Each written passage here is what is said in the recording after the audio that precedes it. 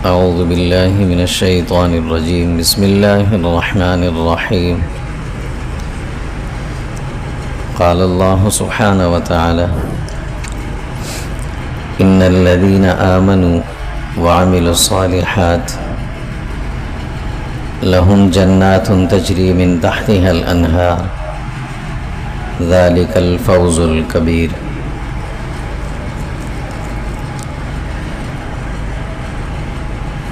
ان الذین آمنوا وعملوا الصالحات، بے شک وہ لوگ جو ایمان لائے اور ایمان کے بعد اچھے کام کیے، جنہوں نے اچھے کام کیے، لہم جنات، ان کے لیے اللہ کے ہاں باغات ہیں جنت کے، تجری من تحتها الانہار، جن کی خوبصورتی کے لیے ان کے نیچے مختلف قسم کی نہریں جاری ہوں گی. ذالک الفوز الکبیر، یہی بہت بڑی کامیابی ہے. نبی کریم صلی اللہ علیہ وسلم کا ارشاد فرماتے ہیں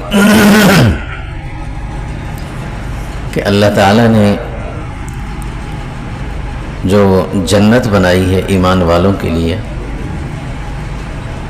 اس کے 100 درجے بنائے ہیں، یک بعد دیگر اس کے اوپر نیچے 100 درجے،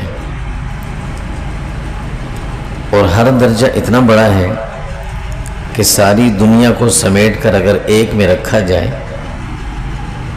تو یوں لگے جیسے ایک بہت بڑے کمرے کے کونے میں ایک چھوٹا سا گلاس رکھا ہوا ہے، اتنی بڑی ہے.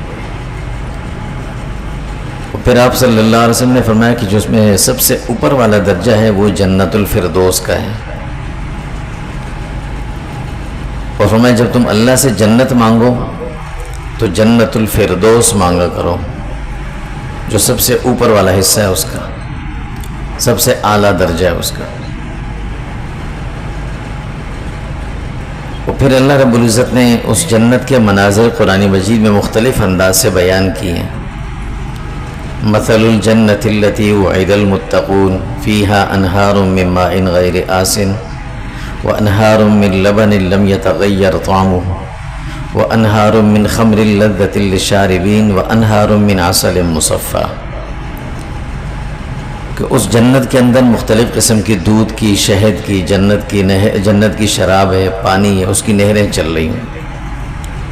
اللہ کے نبی صلی اللہ علیہ وسلم فرماتے ہیں کہ وہ نہریں اوپر سے آ کر عرش الہی سے وہ جنت الفردوس میں اور وہاں سے تقسیم ہو کر باقی جنتوں میں جاتی ہیں. اور پھر اللہ رب العزت ہر ایمان والے کو اس کے درجے کے حساب سے جنت میں مختلف درجات اور طبقات میں پہنچائیں گے. اللہ سبحانہ و تعالیٰ فرماتے ہیں کہ بعض دفعہ ایسا بھی ہوگا کہ کوئی آدمی خود نیک ہے، صالح ہے، پرہیزگار، متقی، اس جنت میں اعلیٰ درجہ اس کا، اس کے اہل و عیال اس درجے کے نہیں ہوں گے، لیکن اللہ رب العزت اس کے اعمال سے اتنے خوش ہوں گے کہ اللہ اس کے لیے بھی جنت میں ان کے اہل و عیال کو وہاں تک پہنچا دیں گے. اگر وہ جنتی ہوئے تو وہاں تک اس تک پہنچا دیں گے. تو اللہ رب العزت نے جنت کے مختلف طبقات، مختلف درجے الگ الگ رکھے ہوئے ہیں اعمال اور مراتب کے لحاظ سے. انبیاء علیہم السلام کا درجہ الگ، اسی طرح صحابہ، تابعین، تبع تابعین جو اولیاء اللہ، ان کے درجات الگ، حفاظ کے لیے الگ درجہ رکھا ہے. ایک صحابی فرماتے ہیں کہ حضور صلی اللہ علیہ وسلم کے ساتھ میں عموماً کبھی کبھی موقع ملتا تھا، میں خدمت میں آ جاتا تھا. تو ایک دفعہ صبح کا تہجد کا وقت ہے، میں اس رات حضور کی خدمت میں تھا، میں ان کے لیے پانی لے کر آیا، مسواک لے کر آیا. حضور تہجد کے لیے اٹھے تھے تو حضور نے مجھے دیکھ کر فرمایا کہ بتاؤ تمہیں کیا چاہیے، کیا مانگنا ہے، مانگو مجھ سے. تو صحابی فرماتے کہ میں نے کہا یا رسول اللہ، میں صرف ایک چیز مانگتا ہوں کہ میں جنت میں آپ کے ساتھ رہوں، آپ کی معیت چاہیے. تو آپ نے فرمایا کہ اور مانگو. فرمایا کہ اور کچھ نہیں، بس یہی چاہیے. پھر تیسری مرتبہ پوچھا اور مانگو. فرمایا یا رسول اللہ یہی چاہیے. تو پھر حضور نے فرمایا کہ پھر ایک کام کرنا ہوگا تمہیں. وہ کیا ہے؟ فَأَعِنِّي بِكَثْرَةِ السُّجُودِ. فرمایا کہ تمہیں نمازوں کی بڑی پابندی کرنی ہوگی، فرائض، نوافل، تہجد.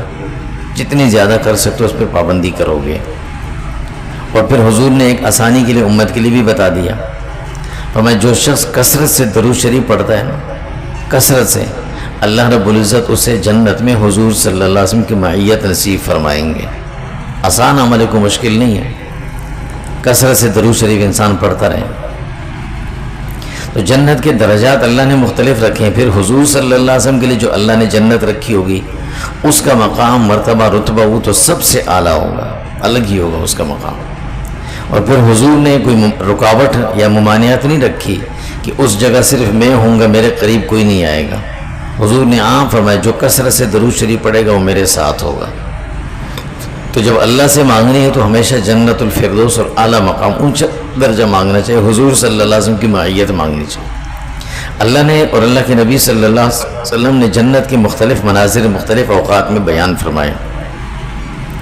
حضرت ابو مالک اشعری رضی اللہ تعالیٰ عنہ فرماتے ہیں کہ ایک مرتبہ رسول اللہ صلی اللہ علیہ وسلم نے فرمایا کہ ان فی الجنت غرفا، اللہ نے جنت کے اندر کچھ گھر بنائے، مکانات بنائے، بڑے بڑے گھر، اور وہ اتنے خوبصورت گھر ہیں کہ یرا ظاہرها من باطنها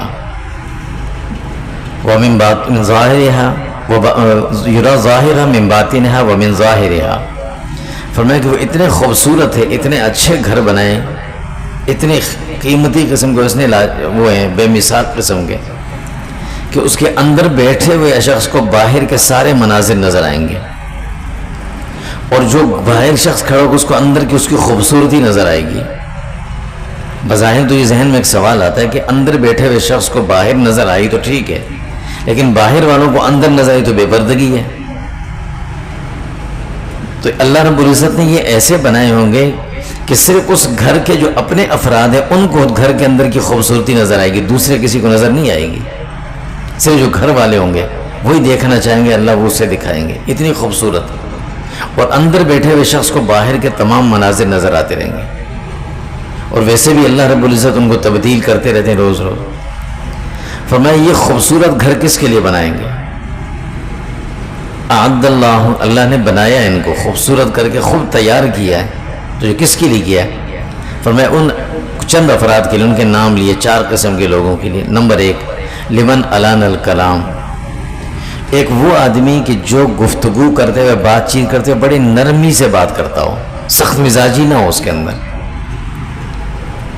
ہمارے اندر یہ بڑی کمزوری ہے، انسان ہے، ظاہر انسانی فطرت بھی ہے انسان کے ساتھ، پھر انسان کا مزاج بھی، کہ سخت مزاجی کو ہم اپنی صفت سمجھنے لگ جاتے ہیں بعض اوقات، اور بعض دفعہ ہم اس کو اپنا حق سمجھنے لگ جاتے ہیں۔ جو عمر میں ذرا بڑا ہے، رتبے اور مقام اور پوسٹ پہ بڑا ہے، تو وہ اپنے ماتحت یا اپنے سے نیچے والوں کو ڈانٹ کے غصے سے بات کرنی اپنا حق سمجھتا ہے، حالانکہ یہ مناسب بات، اچھی بات نہیں، غلط طریقہ ہے۔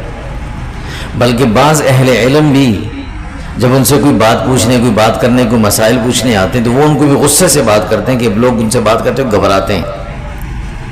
یہ بھی اچھی عادت نہیں ہے، اور ہم اس کو نام دیتے ہیں بڑی جلال والے، یار اس سے بات بھی نہیں ہو سکتی۔ اللہ رب العزت نے حضور صلی اللہ علیہ وسلم کے چہرے کے اندر، آپ کے شکل و شباہت میں ایسا روب رکھا تھا کہ کافر دور سے دیکھ کر کانپنے لگتے تھے ویسے ہی، لیکن مسلمان اور جس کے دل میں ایمان ہوتا تھا وہ دیکھ کر ہی ان کا دل اتنا نرم ہو جاتا تھا۔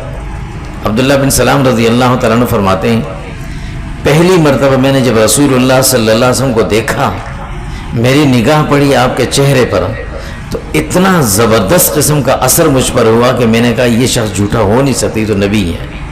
ایسا اثر چہرے کو دیکھ کر ایسے نرم مزاجی ہو جائے۔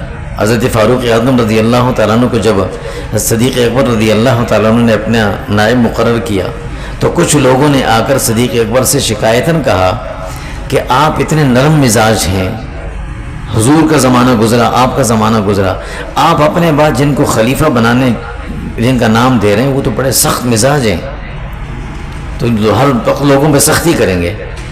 صدیق اکبر رضی اللہ فرمانے لگے کہ تم نے صرف ان کے ایک رخ دیکھا ہے، دوسرا رخ نہیں دیکھا، جب یہ اس عہدے پر منصب پر آئیں گے تو پھر دیکھنا کہ یہ ایسے نہیں ہوں گے، بالکل بدل جائیں گے، اور واقعی ایسے ہوا۔ تو انسان کو اللہ نے اگر مقام اور رتبہ دیا ہوتا ہے نا، تو اتنا اسے چاہیے کہ وہ جھک رہے، جھک کر عاجزی اختیار کرنا چاہیے اسے۔ پھل والا درخت ہمیشہ جھکا ہو، اس کی ٹہنیاں جھکی بھی ہوتی ہیں، اور جو بغیر پھل کا درخت ہو اس کی ٹہنیاں اوپر کی طرف اکڑی ہوئی ہوتی ہیں۔ یہ اکڑ اور تکبر جو ہے نا، یہ جس کے اندر ہوتا ہے میں کچھ ہوتا نہیں ہے، اور جس میں ہوتا ہے وہ ہمیشہ جھکا رہتا ہے۔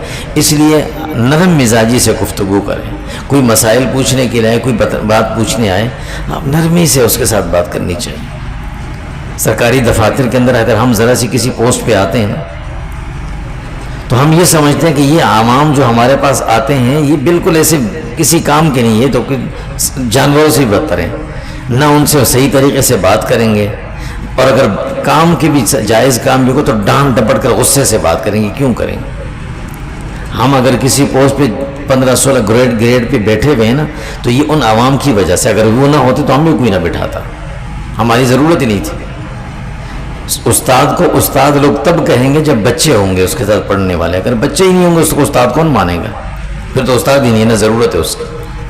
اس لیے جو آدمی جس جگہ جس منصب پہ ہو نا، اسے چاہیے کہ وہ نرمی سے بات کرے۔ کوئی آدمی اپنی درخواست لے کر آئے، آپ اس کا کام کر سکتے ہیں، آپ اس جگہ بیٹھے ہوئے ہیں، آپ کا حق ہے اس کا کام کرنا، یہ آپ کا فرض ہے، آپ اس کی تنخواہ لیتے ہیں، کام کر کے دے رہے ہیں۔ نہیں کر سکتے، آپ کے بس میں نہیں، آپ اس کو نرمی کے ساتھ اچھے انداز سے بٹھا کر اسے سمجھا سکتے ہیں کہ یہ ایسے ہوگا، یہ فلاں جگہ سے کرنا۔ ڈانٹ ڈپٹ کرنا، غصے سے واپس کر دینا، یہ مناسب طریقہ نہیں ہے۔ لوگ ہاتھوں میں بل پکڑے ہوئے رہتے ہیں، دفتروں میں چکر لگا رہے ہوتے ہیں، آگے سے ڈانٹ سن رہے ہوتے ہیں، پیسے بھی دے رہے ہیں، ڈانٹ بھی سن رہے ہوتے ہیں۔ یہ انسانیت کا مقام نہیں ہے۔ اللہ تعالیٰ کیا فرماتے ہیں؟ اللہ نے وہ جنت جو بنائی ہے اس کے اندر وہ جو خوبصورت گھر بنائے، وہ اس آدمی کے لیے جو زبان سے نرم ہو، نرم مزاجی سے بات کرے، چھوٹوں سے کس طرح بات کرنی ہے، دوستوں سے کیسے کرنی ہے، بڑوں سے کیسے کرنی ہے۔ ہر آدمی کو اپنے سے زیادہ بڑا سمجھنا ہے۔ اگر میں کسی عہدے پر پوسٹ پر ہوں، میری پوسٹ بڑی ہے لیکن دوسرا مجھ سے عمر میں بڑا ہے، میرا یہ بڑا ہونا یہ چند دن کے لیے، وہ بڑا ہمیشہ کے لیے، وہ عمر میں بڑا، وہ ہمیشہ بڑا رہے گا۔ میں چند دن ہوں، اس کے بعد میرے کو پوچھے گا بھی نہیں۔ اس لیے ہمیشہ انسان نرمی سے اچھے انداز سے گفتگو کرنی چاہیے۔ نمبر 2 فرمایا وَأَطْعَمَ الطَّعَامَ، دوسرے نمبر پر وہ جو غریبوں اور بھوکوں کو، ضرورت مندوں کو کھانا کھلائے، ان کی ضرورت پوری کرے۔ یہ کھانا جو ہم کہتے ہیں نا کھانا کھلائے، اس کا مطلب یہ نہیں ہے کہ روڈ پہ دسترخوان لگا لے، اوپر نام لکھ دے اور پھر لوگوں کو بٹھانا شروع کر دے، رواج بنا لے، یہ نہ ہو۔ یہاں لوگوں کو بھکاری نہ بنایا جائے، یہ غلط طریقہ ہے۔ ہم نے ایک کاروبار شروع کر لیا، ایک طریقہ شروع کر لیا، اب اس میں اچھے خاصے لوگ جو کما بھی سکتے ہیں، محنت بھی کر سکتے ہیں، وہ بھی سارے کام چھوڑ چھاڑ کر بیٹھے دسترخوان پہ بکرے کھا رہے ہوتے ہیں، اور وہاں بکرے بھی کھڑے ہوتے ہیں۔ یہ طریقہ نہ ہو، یہ تو لوگوں کو بھکاری بنایا جائے۔ دنیا میں کیا نقشہ دیا جا رہا ہے؟ ہمارے ہر روڈ پہ ایک دسترخوان لگا ہوا ہے، دنیا آگے دیکھے گی، کہے گی پاکستان میں سارے فقیر ہیں بھائی، سب ایسے ہیں جو روڈوں پہ کھانا کھاتے ہیں، گھروں میں کھانا نہیں پکتا ان کے، سب مانگ کے کھانے والے ہیں۔ ایسا نہیں ہونا چاہیے۔ دنیا کو یہ نقشہ نہ دکھایا جائے ہمارا، یہ غلط تصور دیا جا رہا ہے دنیا کو، اور یہ دینے والے بھی غلط۔ اس میں لوگ زکوٰۃ کا پیسہ بھی دیتے ہیں بغیر دیکھے۔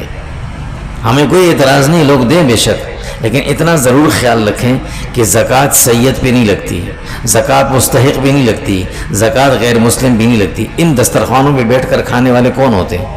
کیا اس تمیز کوئی کرتا ہے؟ کوئی نہیں کرتا۔ آپ ہسپتال میں جائیں، وہاں ایسے ایسے مریض پڑے ہوتے ہیں، ان ہسپتالوں میں نہیں جو ہماری نظر میں آغا خان اور لیاقت، وہ سول جنا ان میں جائیں، ایسے ایسے غریب ہوتے ہیں بیچارے جن کے پاس دوائیوں کے پیسے نہیں ہوتے، ان کو دوا لے کر دے دیں۔ ان کے پاس ایک انجیکشن کے پیسے نہیں ہوتے، وہ لے کر دے دیں۔ یہ ہے زکوٰۃ کی جگہ جہاں لگتی ہے، یہ نمائش نہ کرنی ہے۔ فرمایا وَأَطْعَمَ الطَّعَامَ، جہاں ضرورت مند ہوں ان کو کھانا کھلانا، ان کی ضرورت پوری کرنا، یہ دوسرے نمبر پر اس آدمی کے لیے اللہ نے گھر بنایا۔ تیسرا وَتَابَعَ الصِّيَامَ، فرمایا وہ آدمی جو مسلسل روزے رکھتا ہو۔ اللہ کے نبی صلی اللہ علیہ وسلم فرماتے ہیں کہ سب سے اچھا روزہ جو تھا وہ داؤد علیہ السلام کا تھا۔ وہ کیسے تھا؟